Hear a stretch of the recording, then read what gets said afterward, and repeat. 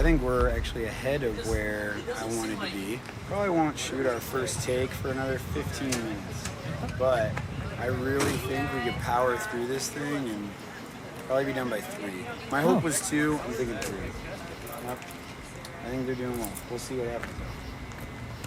Wait. What? That computer was... We got a SD card problem. Just fixing that real quick, and then honestly, I think we're gonna take 1 take of this as long as you get it in 1 solid movement. We're gonna do the reverse, and then we're gonna bust into the second half of the scene. I just want to get these 2 OTSs off fast. And then we're in the second. Then we're in the second half of the scene. Because honestly, it's just a lot of dialogue, and they're kind of nailing it. So we're just trying to do master shot, OTS, reverse OTS. We get a little more creative and get more coverage with people, but it's not too difficult. I just don't want us to stay that late because we really shouldn't fucking need to. This boot right here, going up somebody's ass. I mean, it takes a little bit. That's why we gotta keep the schedule. Because every scene that we do, we need at least, I'm just gonna guess, 3 to 4 different angles, and then each angle's gonna need at least 3, 5, 7 takes. That's kind of just how it works. So that's why maybe 2 pages of dialogue will take up to 2 to 3 hours because of the angle changing. But I mean, we want every shot, we want every usable option, so it's kind of how it works. Film industry, man. Film. It's fun though.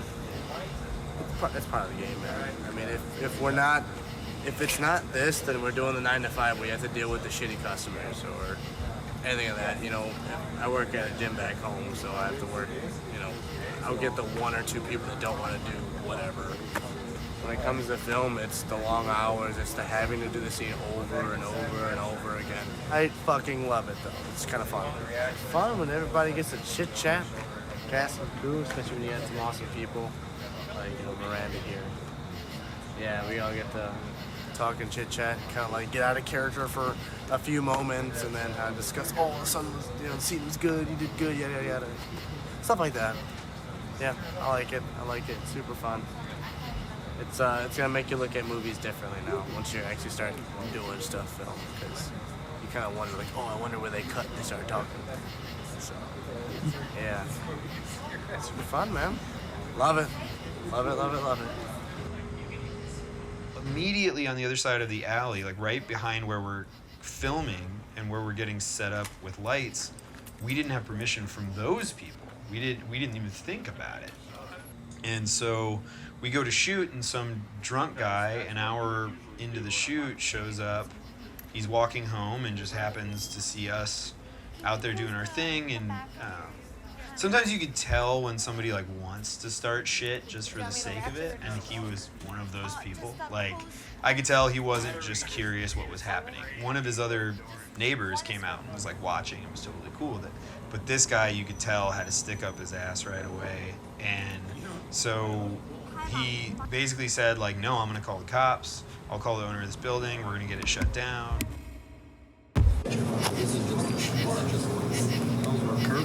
Yeah, just back there. Really disturbing. What's so famous about that? No. It's actually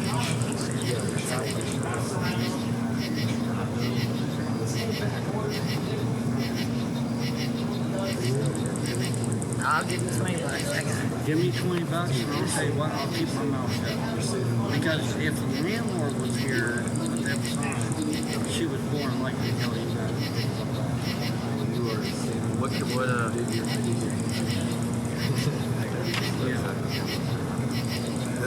It's the parking lot. It's not, you know, I come back here, I was just like, I just jump right. Yeah, we were hoping we could take you. So I'm like, hey, but it's do you think anybody else? Oh, yeah, man. Thanks for being cool. He's the reason down here is the other one upstairs. But I work with the landlord here. So if something falls, you gotta think I don't know, right? No, it's literally just loud as they just were. you so much, man. You scared me a little bit. Thank you so much, I man. mean, I work for a landlord. Gotcha. Yeah, but yeah. All right. Cool. You guys are playing the video. You guys making a movie. Yeah. Thank you so much, Knock man. you sides. All right, thank you. All right, we're good. How'd that go? All right, let's get going. Normally, I'm usually like in my regular life, if somebody came up and tried to be a dick to me and my friends, I'd instantly out dick them. I'd go into asshole mode and I'd win. Is how I look at every day. But I was like, well, that's not gonna work. Like, we have to be here all night. I can't be an asshole. The guy he doesn't even have to call the cops. He could just stand there and make noises every time we try to record dialogue, you know? So I was trying to be nice, but he was just not letting down. And so my sister offered him $20 and he instantly shut up. And it's crazy because I would have paid the guy hundreds. Honestly, at that point, we're stuck. I would have just like given him $200. And instead $20, and the guy walked inside, shut the fuck up, and everything was fine. But like, you know, filming without permits and stuff, it's great, but it can also have its, you know, downsides. So when you do that, it's kind of tricky. Yeah, I'm not gonna be Watch them yellow like jacket. adjusting focus. It's just gonna be same One shot. stop. Yeah, Okay. This one. yeah. His I don't know. I think All you're right, pretty let's get much the the shots best. up. Yeah. When you don't drink no soda. Yeah, I from think coffee if or Chris is whatever. ready, Yep. they're almost ready. I'm ready and one Gouges eyes. It's like a fucking Energizer bunny. Except the first thing that goes is my fucking Yeah, dude. speech. I don't know how I'm delivering these lines. Adequate to me. Cool. We're gonna do this one more again.